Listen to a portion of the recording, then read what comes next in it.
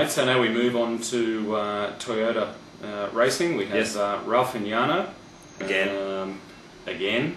They pay a lot of money for those drivers, Max. I mean, how much is Jarno getting? But you know, we know that Ralph gets a lot of money. But you think 25 million a year is a lot of money for Ralph? For Ralph, yes. I think probably 15 of that is his surname. It was a joke. His surname's worth 15, so yeah. You know, 10 million a year for the name Ralph. Still too much. Still too much. I'm going to charge 8 million a year for the name Max. But anyway, mate, I'll tell you, I think Toyota's going to have another average year. Pretty much replay last year, and you'll get this year. I'm not expecting them to, personally, I don't think they're going to set the world on fire in 07. Mate, I agree. I've heard far too little out of Toyota that's made me sort of sit up and take note and make me sort of give them serious there or thereabouts kudos. Yeah. Mate, out of the two drivers, as far as Ralph and Jarno are concerned, I would have my money on Jarno ahead of Ralph. Purely, well, for two reasons, I think. One, Jarno's qualifying, as history's dictated, is better than Ralph's. And second of all, so therefore, if he qualifies higher, despite the truly trend, look that up, I think Jarno is the quicker driver. But second of all, with Ralph, when Ralph's got no chance of getting the points, he just loses interest in a race. Puts it in the wall. And yeah, or just doesn't, oh well, I've got no chance, so I'm just going to give up. And that's the sort of impression I've got from Ralph over the years. So as far as I'm concerned, it's truly yay, Ralph. But mate, it's so hard for me to pick between the two of them. I guess I agree with you on Jarno. Quite frankly, mate, I don't rate either of those drivers anymore. And yeah, let's say Jarno. Let's go Jarno. Okay. Yeah. If you're a Toyota fan, feel free to send in some nasty emails to Pep. He'd be more than happy to answer them. Who should drive for Toyota? Tell me. I mean, if you're a Toyota fan, are you happy with them? Are you happy with Jarno and Ralph? I think not. I don't think Pep and I could do too much of a worse job. No, we'd love it. Well, there you have it. All right, you heard it here first. 8 million a year, probably 12 million a year. Yeah, that would be a good start. Yeah, a start. Yeah, that's right. Okay, next we come up to Red Bull Racing. We've got Red Bull Racing. We're not going to be sort of parochial because Mark Webber's an Australian driving for Red Bull, but of course he's going to win. Only joke, you know. Pat, what are your thoughts on Coulthard and Mark Webber? All bias aside, right. David Coulthard is in the twilight of his career. And so you'd expect a younger driver, a more hungry driver, to do better.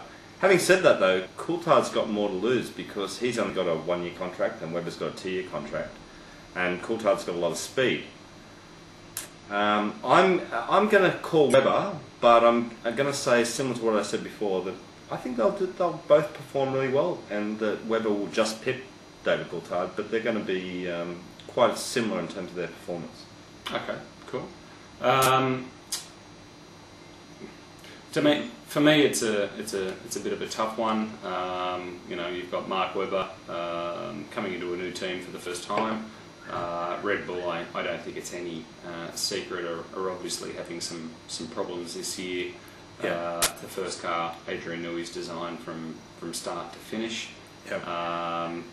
I mean, their extra testing is probably a bit of a signal that they might have some sort of issue. Yeah. But that aside, naturally, I think, purely from a racing perspective, I think, although David, an excellent driver, in my opinion, a consistent driver, may have reached his peak now. Mark Webber, I think, still has a little way to go. But if I was pushed and asked who I think will come out on... I'm pushing you. He is. If I thought who would come out on top this year, I'd say based on Webber coming to the team fresh this year without any baggage, I'd say that Mark Webber, yes. I hope will pit David Coulthard this year. But it's 2 thumbs up for Webber. For Coulthard. It's Webber. Yeah, but by a hair's whisker, it's not. Yeah. There's no. Yeah. No disrespect to No. David, he'll do some solid performances, no question about that. Now here's a difficult one. We come to Williams Racing. Bearing in mind they have a Toyota engine. Nico Rosberg, who is the incumbent driver. We have Alex Wurz, the ex-McLaren tester, Yes. finally back in a race seat. I never called that. I never thought that Wurz would be back in the race seat. No, and Pep, I think you'd have to admit that Rosberg, his testing of late in the timesheets has been excellent. Yep. What are your thoughts on who you think will come out on top in the Williams battle?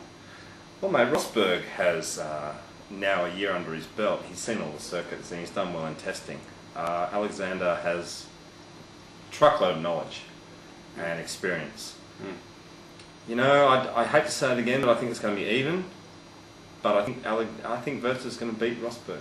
I'm definitely going for Wurz. He has the experience around the circuits. He's Yeah. an ex-driver, of course. He picked up a hell of a lot at being the test driver for a number of years at McLaren. Yep. I think that will tell. And I think Rosberg, although he won't like it, will have a lot to learn from Wurz this year. So I'm definitely picking Wurz over Rosberg this year. 2 thumbs up for Alexander. Yay, Austria. Rosberg. All right, go Austria.